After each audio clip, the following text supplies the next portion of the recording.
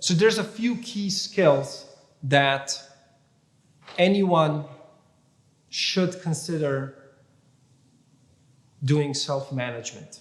These are organization of dates, timely response to emails, managing a good response rate, having a personalized way of writing emails, cross-referencing, cross-posting on social media, having a presence there, and really having an image at all as an artist, both online and in person. The one, perhaps most very important thing is having a great outlook at dates. So knowing one's schedule very well. This enables us to string on gigs as we move about as performers, as we travel around. We need to be very diligent at organizing our dates well. So organization of dates would be possibly number one. From a standpoint of a presenter and the little experience that I have, I know that I get bothered if I need something from an artist and the email response doesn't come back fast enough. It slows down my process. For an artist, it's important that he or she responds to emails in a timely fashion.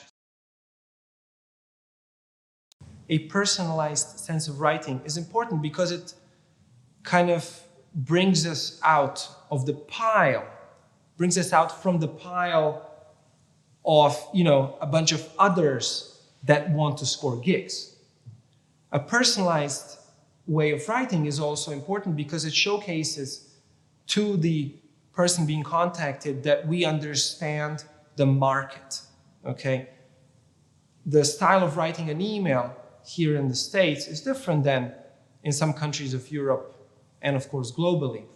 And if we have our own sort of style where we add maybe emojis nowadays, this kind of is our online signature that then anyone being contacted recognizes. This is something that is crucial because oftentimes nowadays we reach out to someone with an inquiry about a gig. But then that one email goes out, and then if nothing happens, which it's often the case, because perhaps the person being contacted doesn't know us, we forget to follow up. And that's the mistake. Because we sometimes assume, or I guess most of the times, we assume that because there was no response from the other end, that person is not interested. But more often, it's the case that that other person either just had too much on the plate that they simply forgot about the email, or maybe needs to see that, you contacting him have some kind of a drive to make this work. So follow-up more times is actually very necessary. So maintaining a response rate of follow-ups, key thing to do. Social media is an outlet for anyone who has yet to be heard and seen, really.